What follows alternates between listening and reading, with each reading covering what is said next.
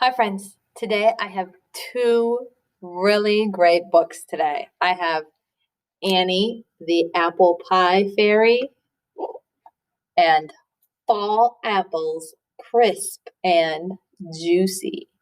So I'm going to start with Annie, the Apple Pie Fairy.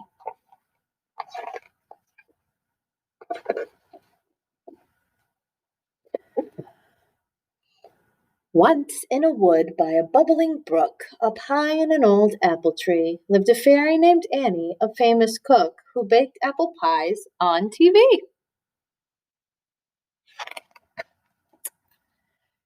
She had her own show for years and years with her best friends, Pip and Cora. Every show ended with whoops and cheers. The fairies simply adored her. All Annie's pies were made with care, simply and with nothing wasted. Whether with berries or pecans and pears, they were the best you've ever tasted. Then the day the TV screens turned a little glary. In a blaze of color, a new face appeared, Sandra the Strudel Fairy. Sandra's style was fancy. Her pies were never plain. The fairies switched to Sandra's show time and time again. Pip declared, Chef Sandra will beat us if we let her, so we must do what Sandra does, but do it much, much better. Sandra thinks that she's the tops, said Cora with a frown. We'll have to pull out all the stops to win back your baking crown.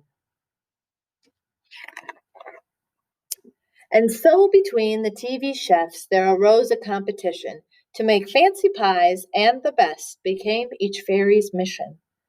Every pie the rivals made was fabulously fashioned, with toppings and twirls so high they swayed, decorations was never rationed.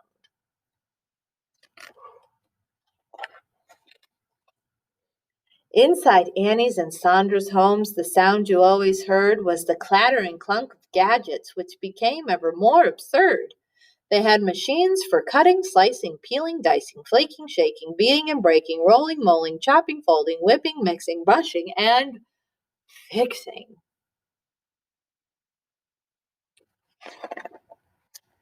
Soon every fairy across the land was following Sandra's trend. Bigger, better, never bland. Wherever would it end? The machines made every kind of thing in every shape and size, but nobody seemed to notice. Not one made apple pie. But still the gadgets pinged and popped with whirs and purrs and clangs until the night when everything stopped with a flash and a deafening bang.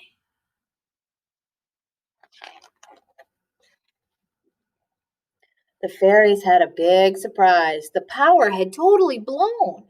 Feeling scared, they took to the skies and flocked to Annie's tree home.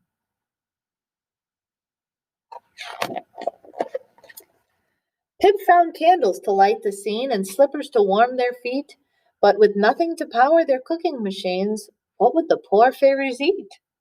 Cora peered inside the pantry. Annie joined her in despair. As far as either one could see, there was nothing there. Just apples and butter and sugar and flour.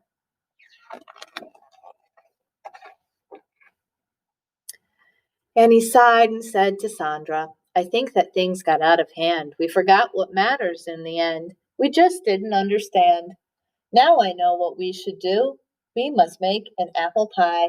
We'll add a spoonful of loving, the ingredient money can't buy. The pie was made the old-fashioned way, tasting sweet as it should. Sandra said, let's not compete. An apple pie was back for good.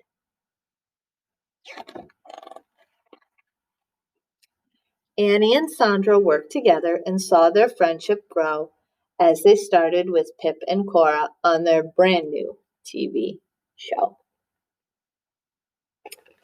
The end.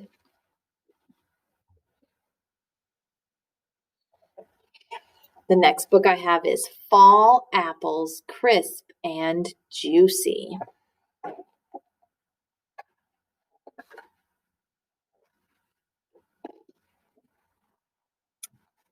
Apples in the fall. Look, colorful leaves blow in the breeze. The air feels cooler. It is fall.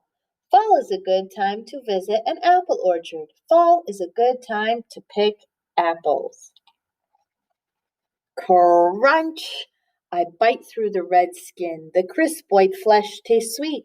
Juice drips down my chin. Surprise! Tiny dark seeds. Seeds hide inside the core. How apples grow. Plop! An apple seed falls into the soil, roots grow down, a stem grows up. Drip! Just enough rain helps the seed become a sprout. Just enough sunlight helps the sprout become a tree.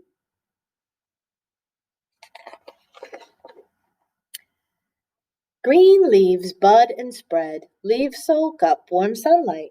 Sunlight becomes food for the growing tree. I smell the sweet flowers in the spring. White and pink apple blossoms bloom. Buzz! Bees drink nectar from apple flowers. Pollen from the flowers sticks to their bodies. Bees spread pollen from tree to tree. Pollen from another tree fertilizes the flowers. Then their petals fall. Tiny green fruitlets form. And during the summer, fruitlets grow into big apples. Pickers harvest apples in the fall, and ripe apples pile up. Using apples. Let's visit the orchard's kitchen. Bakers peel, core, and cut apples to make pies. Ding! The pie is done. It smells like cinnamon and baked apples. My teeth crush the apple crisp crust. Let's make apple cider. The grinder turns. It smashes the apples into pulp. Squish! The press squeezes the apple pulp. Cider trickles out. We drink the cider. It looks cloudier than apple juice. It tastes sweet and tart. Yum. Goodbye, orchard. Let's visit again next fall. The end. I hope you enjoyed both our books today.